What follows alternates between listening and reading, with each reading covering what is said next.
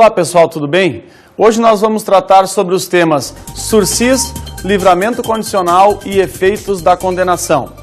Em relação ao sursis e ao livramento, nós vamos tratar de conceitos, sistemas, requisitos para sua concessão, as condições que deverão ser cumpridas pelo agente, bem como as causas de revogação e as consequências relacionadas à extinção. Para iniciarmos, nós vamos falar sobre o sursis, sobre a chamada suspensão condicional da pena. Se sursis significa suspensão condicional da pena, a gente precisa inicialmente fazer um retorno rápido sobre a pena.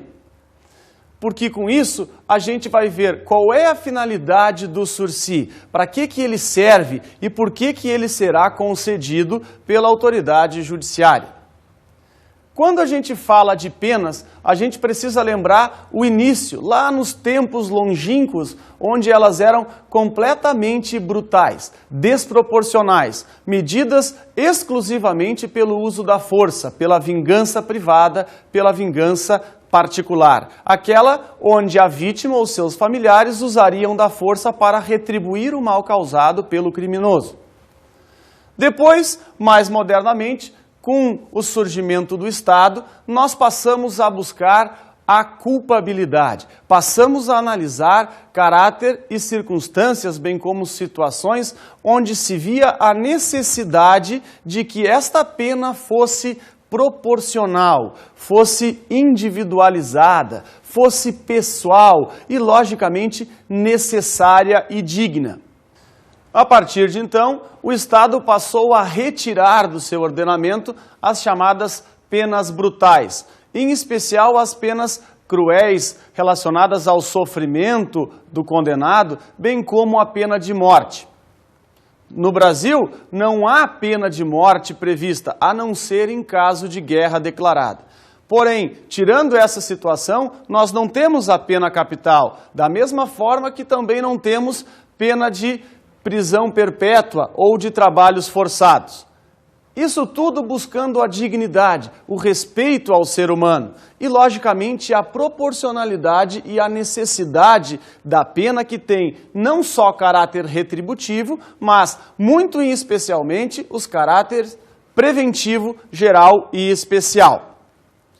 Agora, aqui é importante nós frisarmos que a pena mais forte, mais severa que a gente tem na legislação brasileira é a chamada pena privativa de liberdade, onde o sujeito ficará segregado, com o seu direito de locomoção cerceado por força, por norma cogente e imperativa imposta pelo Estado repressivo.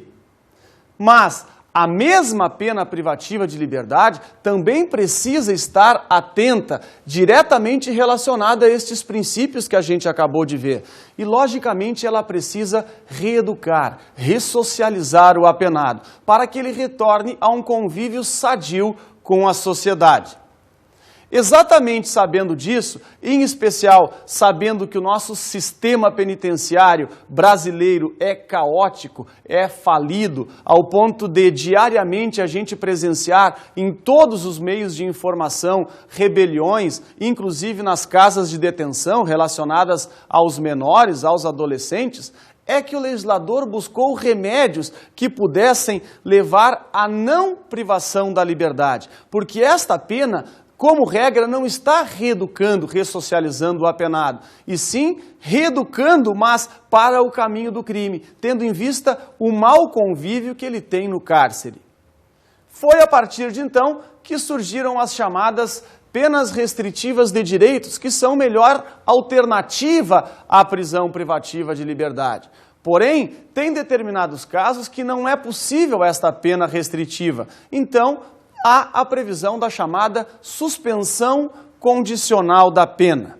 Agora, neste caso da suspensão da pena, onde o agente vai cumprir uma série de condições por um período, nós adotamos qual sistema, professor? Temos dois sistemas. O primeiro deles é o chamado sistema anglo-americano. Neste sistema, a ideia do julgador é declarar o sujeito culpado. Porém, não profere uma sentença condenatória, mas, como consequência, vai suspender o processo, independente da gravidade do crime, se as circunstâncias fáticas relacionadas àquele caso concreto demonstrarem que o agente não vai voltar a delinquir. O segundo é o sistema belgo-francês, que foi o adotado pelo Código Penal brasileiro. Neste sistema, o julgador não só declara culpado, como profere uma sentença condenatória ao réu. Só que aqui ela ficará suspensa por um período de prova, desde que a condenação não seja superior a 2 anos. Com isso, a gente pode chegar a um conceito sobre sursis, ou suspensão condicional da pena. O sursis é uma medida descarcerizadora. A ideia é evitar que o condenado vá para o cárcere, exatamente porque lá, possivelmente, ele não será reeducado ou ressocializado. Com isso, após o transcurso processual, se ficar demonstrado que o agente praticou um fato típico, ilícito e culpável, o juiz, condenando ele, vai determinar a pena. Com base no artigo 68 do Código Penal, ele então passa pelas 3 fases do cálculo da pena e chega a uma pena definitiva. Chegando a esse limite, ele vai dizer qual é o regime inicial de cumprimento de pena, se fechado, semiaberto ou aberto. Ultrapassada essa fase, o juiz vai ver da possibilidade da substituição desta pena privativa por uma pena restritiva de direitos. Se for possível, ótimo, haverá a substituição. Porém, não sendo possível, o juiz vai ver se é possível a chamada suspensão condicional da pena. É exatamente aqui que entra em cena o chamado sursis. Condenado a uma pena privativa de liberdade inferior ou, no máximo, igual a 2 anos, o juiz vai determinar um período de prova, que ele fixará entre 2 e 4 anos. Dentro deste período, o condenado vai cumprir uma série de condições. Se, ao final do tempo, ele cumprir, o juízo da execução penal vai declarar extinta a pena e ele já pagou o que devia para a sociedade. Agora, professor, se a gente sabe que a pena privativa de liberdade pode ser substituída por uma pena restritiva de direitos, se ela não alcançar 4 anos, ou no máximo 4, ou seja, não superior a 4 anos o juiz pode substituir, como fica o sursis se a gente sabe que a pena não pode exceder a 2 anos? Ele continua em aplicabilidade? Realmente, diminuiu bastante a incidência da suspensão condicional da pena. Porém, é possível ainda, porque tem determinadas situações onde o juiz não vai poder fazer a substituição da pena privativa pela pena alternativa. Por exemplo, quando o crime for cometido com violência contra a pessoa. Com isso, se a gente pegar uma lesão corporal grave, descrita no artigo 129, parágrafo 1º, que a pena é de 1 a 5 anos, ou do parágrafo 2º, que a pena é de 2 a 8 anos, se o réu vem a ser condenado a pena não superior a 2 anos, o juiz não poderia substituir pela pena alternativa porque tem violência contra a pessoa, mas pode, sem dúvida, conceder a suspensão condicional da pena. Então, embora com uma incidência diminuída, permanece vigente, permanece em aplicabilidade. Mas o sursis é um direito público subjetivo do condenado ou é facultativo, é discricionário à autoridade judiciária? Aqui há muita divergência, em especial na doutrina sobre o tema. Porém, o entendimento amplamente majoritário, em especial na jurisprudência, é de que é um direito subjetivo do réu. Com isso, a gente percebe que, se todos os requisitos, todas as exigências legais estiverem preenchidas, o juiz será obrigado a conceder o sursis. Isso vem tendo em vista que, embora o artigo 77 do Código Penal fala o juiz poderá suspender a execução da pena, na realidade devemos entender como o juiz deverá. Por que isso, professor, se a lei é clara usando o termo pode? Porque a Lei de Execuções Penais, nos artigos 156 e 157, ensina que é necessário que o juiz, tanto para conceder o sursis, bem como para denegá-lo, precisa fundamentar. Se o juiz precisa fundamentar, motivar a concessão ou a denegação, é porque ele vai precisar analisar as condições e as exigências legais. Com isso, o réu se amoldando a elas, o juiz fica obrigado à concessão. Como se dá a suspensão? Em que momento ela é determinada? Vimos anteriormente, é pelo juízo sentenciante. Mas não há nenhum impedimento para que o Tribunal de Justiça, em fase recursal, conceda a suspensão condicional da pena, caso o juízo singular não tivesse feito como deveria. O importante é que, caso o juízo sentenciante, na sentença condenatória, conceda o sursis, ele já vai determinar as condições que deverão ser cumpridas pelo condenado durante o período de prova. Porém, caso a suspensão condicional da pena tenha sido concedida pelo Tribunal de Justiça, compete a ele determinar as condições a serem impostas. Ou também não há nenhum impedimento em que ele possibilite que o juízo da execução penal determine estas condições. Aliás, conforme prevê o artigo 159, parágrafo 2º da Lei de Execuções Penais. O importante é que, após o trânsito em julgado da sentença condenatória, quando realmente se tornou indiscutível, não cabendo mais recurso, o juízo da execução vai precisar marcar a chamada audiência admonitória. Nesta audiência, o juiz vai então ler as condições que foram impostas ao condenado e também adverti-lo das consequências de, durante o período de prova, ele praticar uma nova infração penal ou caso ele venha a descumprir estas condições. Passado isso, o juiz então vai perguntar para ele se ele aceita as condições impostas ou não. Uma vez que ele aceite, passa a iniciar o chamado período de prova. Porém, o condenado pode não aceitar estas condições. Qual será a consequência nessa situação? Vai então cumprir a pena privativa de liberdade que transitou em julgado e foi imposta pelo juízo sentenciante. Será a mesma consequência se ele, intimado pessoalmente, não comparecer a esta audiência admonitória, ou intimado por edital, com prazo de 20 dias, também não comparecer a ela. Passamos agora às espécies de sursis. Nós temos previsto no Código Penal o sursis simples, o sursis etário, o especial e o humanitário. Vamos iniciar com o sursis simples. Passamos então aos requisitos para a concessão do sursis simples, que estão previstos no artigo 77 do Código Penal. Código Penal, artigo 77. A execução da pena privativa de liberdade não superior a 2 anos poderá ser suspensa por 2 a 4 anos, desde que, inciso 1º, o condenado não seja reincidente em crime doloso.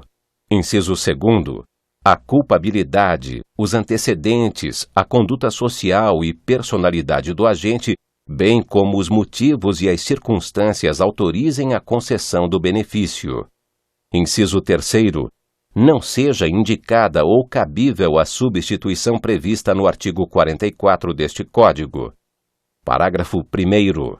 A condenação anterior à pena de multa não impede a concessão do benefício. Pessoal, é importante frisarmos a necessidade da presença de todos os requisitos legais. São eles objetivos e subjetivos.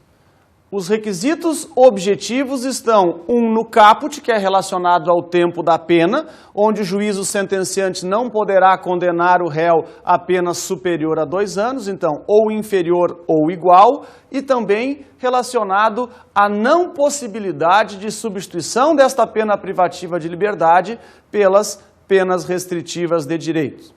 Enquanto o tempo de duração da pena está previsto no caput e a impossibilidade de substituição no inciso 3, a gente vai agora então à análise das condições ou dos requisitos subjetivos. O primeiro deles é aquele previsto no inciso 1, que ensina que o condenado não pode ser reincidente em crime doloso. Contravenção pode. Além disso, também poderá ser reincidente, ainda que em crime doloso, desde que tenha sido condenado à pena de multa, conforme prevê o parágrafo 1º deste mesmo artigo 77. O segundo requisito subjetivo é relacionado à culpabilidade, aos antecedentes, à personalidade, motivo e circunstâncias do crime. Se forem todas favoráveis, o juiz, então, poderá conceder o sursis. Com isso, imperiosa a presença de todos os requisitos, sejam os objetivos ou os subjetivos. Mas, estando eles todos perfectibilizados, o juiz deve conceder a suspensão condicional da pena. Condições a serem cumpridas no período de prova. Se o juiz concedeu o sursis e determinou o período de prova entre 2 e 4 anos, vamos supor que em 2 anos. Durante este período precisarão ser cumpridas as chamadas condições legais, que estão previstas no artigo 78, parágrafo 1º do Código Penal, que ensina que no primeiro ano da suspensão deve o condenado cumprir prestação de serviço à comunidade ou limitação de fim de semana, bem como as condições judiciais, que estão previstas no artigo 79. Mas não elas, e sim a possibilidade do juiz fixar. Como que o juiz vai fixar? Com base em que critério, professor? Conforme as circunstâncias do fato, o resultado do delito, bem como a situação pessoal do condenado. Qualquer condição poderá ser imposta pelo juiz neste sentido, desde que não atentem aos princípios relacionados à pena, em especial à dignidade humana.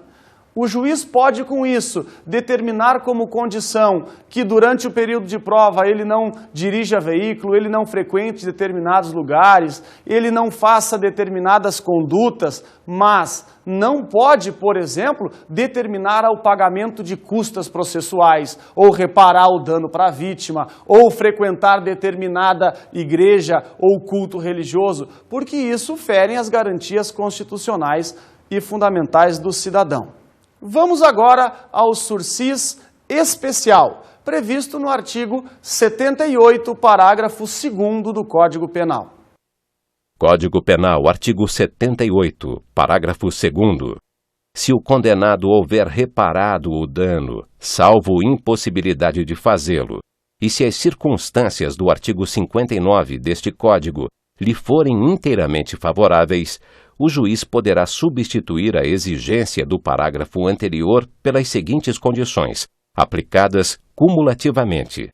A linha A, proibição de frequentar determinados lugares. A linha B, proibição de ausentar-se da comarca onde reside sem autorização do juiz. A linha C, comparecimento pessoal e obrigatório a juízo mensalmente para informar e justificar suas atividades. Como vimos, os requisitos exigidos para a concessão deste sursi são mais gravosos, porque além de todas as exigências dos sursis simples, ainda há necessidade de que o condenado repare o dano para a vítima, bem como todas as circunstâncias judiciais do artigo 59 lhe sejam favoráveis.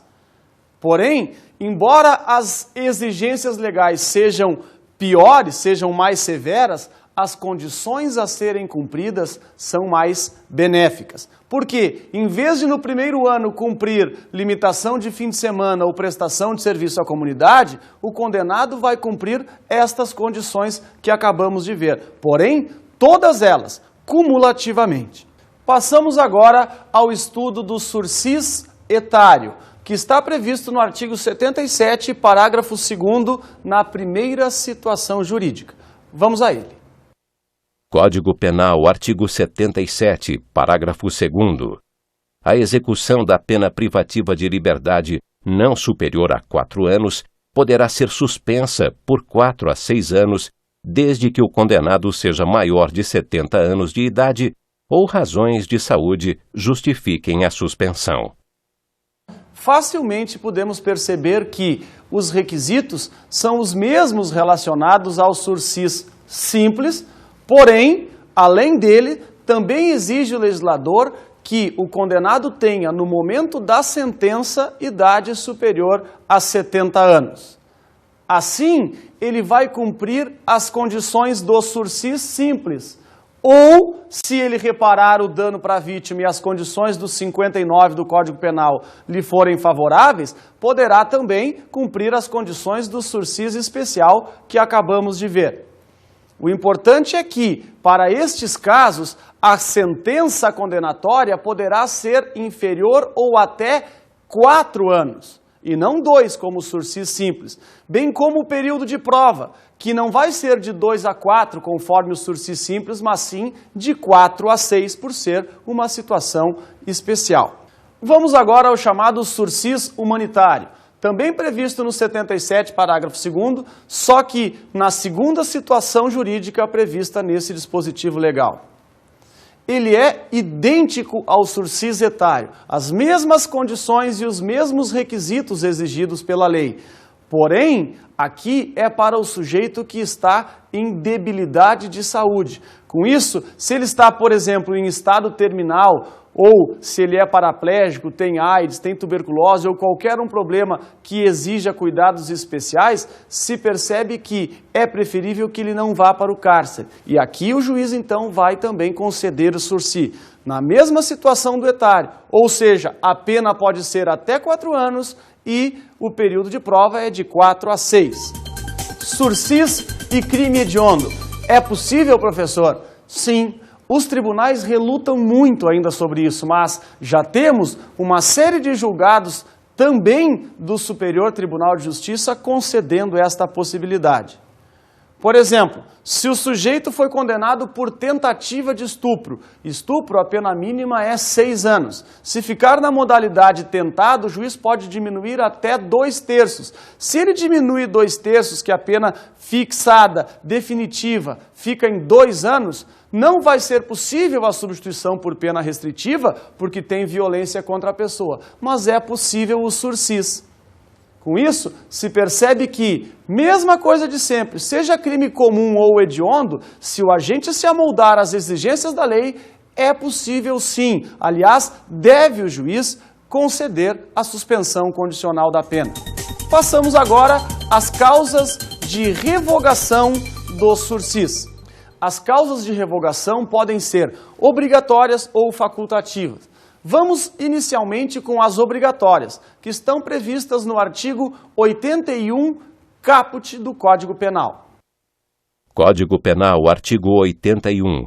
A suspensão será revogada se, no curso do prazo, o beneficiário, inciso 1º, é condenado em sentença irrecorrível por crime doloso.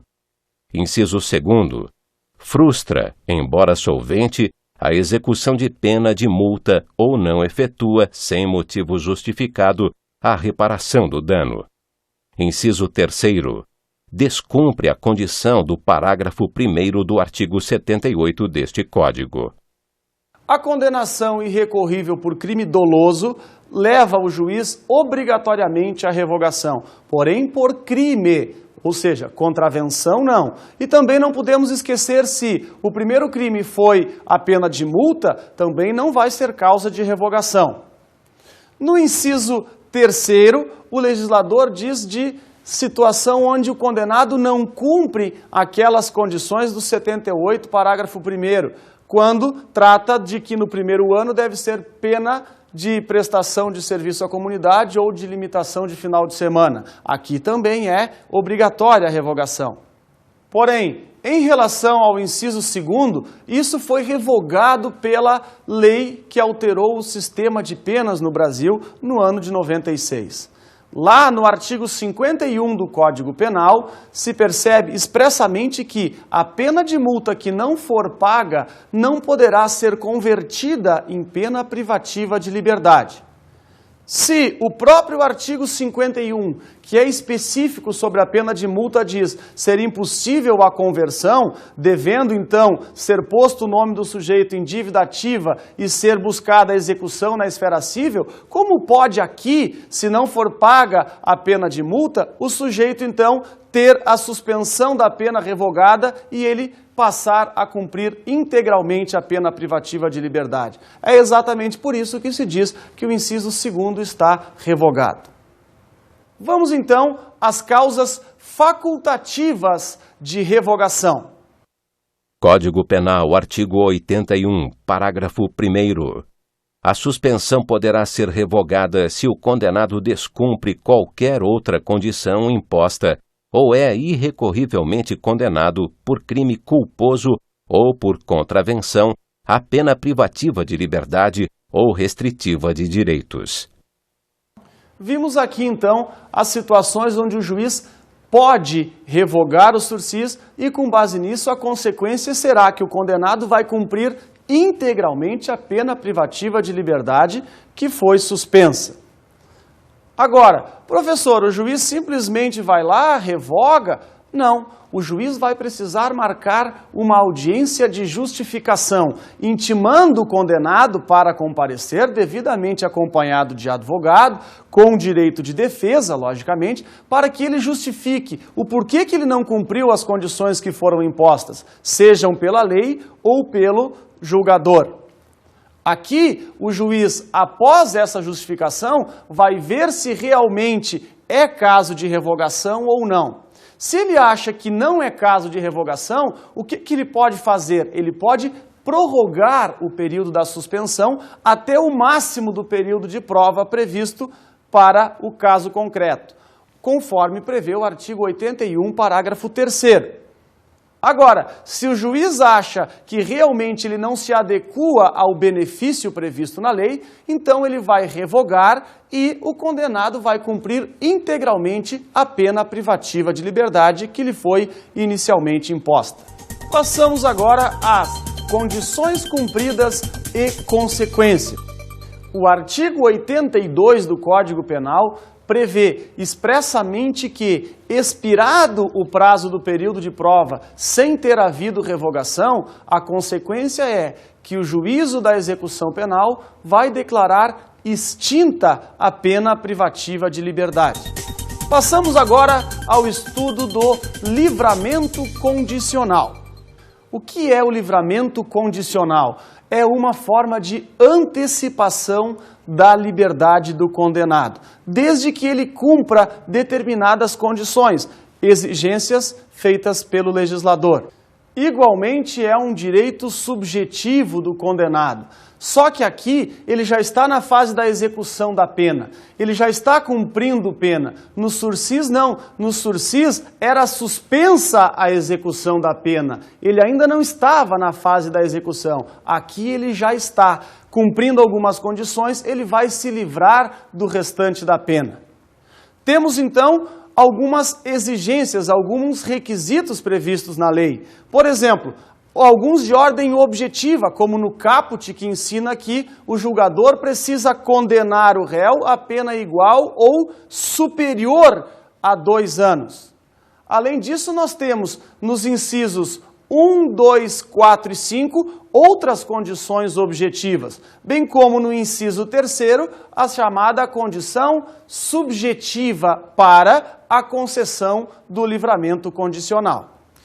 Nós sabemos que, se o apenado for condenado a mais de uma infração penal, o juízo da execução precisa fazer a unificação das penas. Mas como se dá a soma das penas?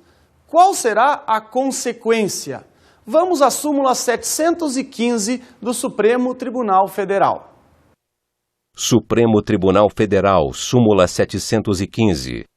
A pena unificada para atender ao limite de 30 anos de cumprimento determinado pelo artigo 75 do Código Penal não é considerada para a concessão de outros benefícios, como o livramento condicional ou regime mais favorável de execução. Sabemos que o artigo 75 do Código Penal ensina que o juiz, unificando as penas, levará a que o condenado cumpra no máximo 30 anos de privação de liberdade. Porém, ensina a súmula 715 que, ainda que ele tenha de cumprir somente 30 anos, para fins de livramento condicional é a pena aplicada pelo juiz e não a unificada. Com isso, para a obtenção do livramento condicional se pega, por exemplo, a condenação a 150 anos e não aos 30 de cumprimento.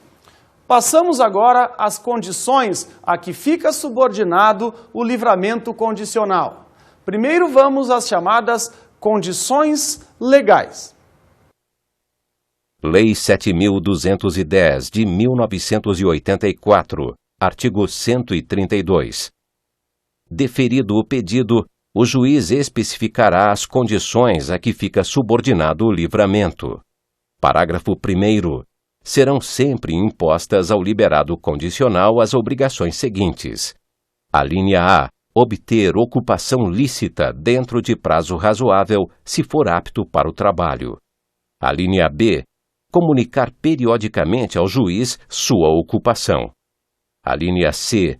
Não mudar do território da comarca do juízo da execução sem prévia autorização deste. Como vimos, o artigo 132, no parágrafo 1º da LEP, tratou das condições legais obrigatórias. Elas são autoexplicativas. E, no parágrafo 2º do mesmo artigo, o legislador tratou das chamadas condições legais facultativas. Vamos a elas. Lei 7.210, de 1984, artigo 132. Parágrafo 2º. Poderão ainda ser impostas ao liberado condicional, entre outras obrigações, as seguintes. Alínea A. Não mudar de residência sem comunicação ao juiz e à autoridade incumbida da observação cautelar e de proteção. Alínea B. Recolher-se à habitação em hora fixada. Alínea C. Não frequentar determinados lugares. Passadas estas condições exigidas pelo legislador, nós temos também a previsão no artigo 85, agora do Código Penal, as chamadas condições judiciais. Condições judiciais são aquelas que compete ao juízo da execução penal determinar algumas mais que sejam relacionadas ao fato criminoso, bem como as condições do condenado. Mas, para chegarmos nela, precisamos tratar do procedimento relacionado ao livramento condicional. O procedimento está previsto no artigo 712 do Código de Processo Penal. O artigo 712 ensina que, a pedido do condenado ou do seu cônjuge ou parentes, ou até mesmo em função de pedido do diretor do estabelecimento prisional ou do conselho penitenciário, o juiz poderá conceder o livramento condicional. E é exatamente nessa situação que ele vai poder impor algumas outras condições. Porém, este livramento, como busca o incentivo, porque é uma antecipação de liberdade, o incentivo então ao retorno social, isso é feito em uma audiência na frente dos demais detentos, para ver se eles também pegam esse comportamento do apenado como exemplar para que também cheguem ao mesmo benefício. Vamos então às causas e efeitos de revogação do livramento condicional. No artigo 86 do Código Penal, o legislador dispõe sobre as causas obrigatórias de revogação. De outra sorte, no 87, trata das causas facultativas. Qual será a consequência ou quais serão as consequências dessa revogação, professor? Depende. A primeira delas é que deverá ser expedido mandado de prisão e ele, logicamente, vai cumprir a pena. Mas ele vai cumprir a integralidade da pena ou esse tempo que ele estava livre em livramento condicional ele aproveita? Aí depende. Por exemplo, se foi revogado o livramento condicional pela prática de um crime durante a vigência do livramento, aí ele vai cumprir todo o tempo, ou seja, não irá aproveitar aquele tempo que se encontrava livre. Porém, se foi revogado pela prática de um crime anterior ao início do livramento, aí ele aproveitará esse tempo que estava em liberdade condicional. Vamos então à extinção da pena. O artigo 90 do Código Penal é claro, dizendo que se até o término do livramento condicional não houve revogação, será declarada extinta a pena privativa de liberdade. Logicamente, isso é de incumbência do juízo da execução penal. Passamos agora ao estudo dos efeitos da condenação, previstos nos artigos 91 e 92 do Código Penal. Nós sabemos que a condenação gera uma série de efeitos penais, mas aqui a gente vai abordar os chamados efeitos extrapenais, aqueles que têm uma conotação civil, trabalhista ou até mesmo administrativa, mas são os chamados efeitos extrapenais genéricos, o que vamos ver no artigo 91 do Código Penal. Vamos aí. Código Penal, artigo 91. São efeitos da condenação. Inciso 1º. Tornar certa a obrigação de indenizar o dano causado pelo crime. Inciso 2º. A perda em favor da União, ressalvado o direito do lesado ou de terceiro de boa-fé. A linha A. Dos instrumentos do crime, desde que consistam em coisas cujo fabrico, alienação, uso, porte ou detenção constitua fato ilícito. A linha B.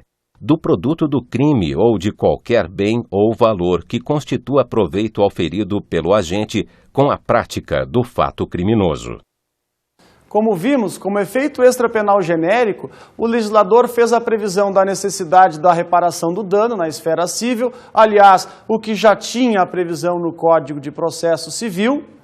Vimos também a perda em favor da União, salvo o direito do lesado ou de terceiro de boa-fé em relação aos instrumentos do crime, como michas, gazua, etc. Até mesmo porque, se for relacionado à arma de fogo, tem uma lei específica para isso, que é a lei que trata do Estatuto do Desarmamento, que no artigo 25 prevê expressamente a perda da arma de fogo.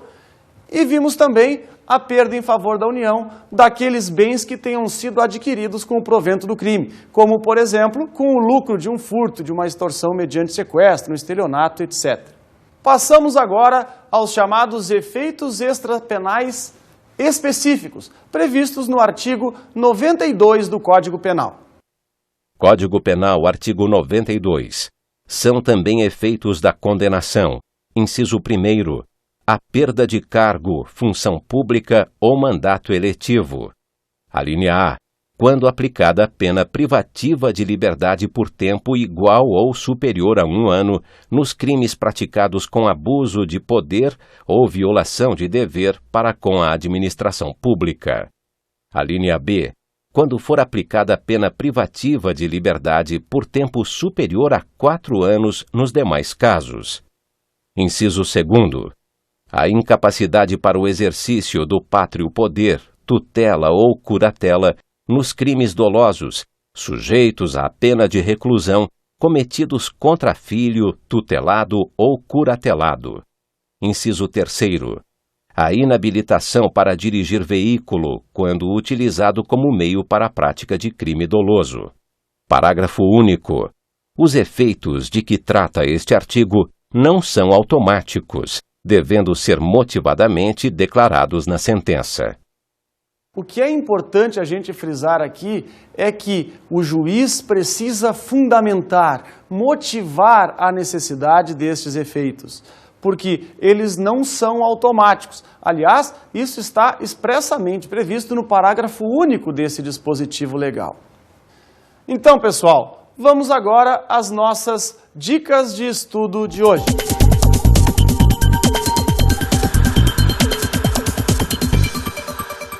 Concluindo a aula de hoje, Deixo para vocês como dicas de estudo a leitura do livro Curso de Direito Penal Brasileiro, Parte Geral, volume 1, do Dr. Luiz Regis Prado, da editora RT. Por hoje é só, até o próximo encontro.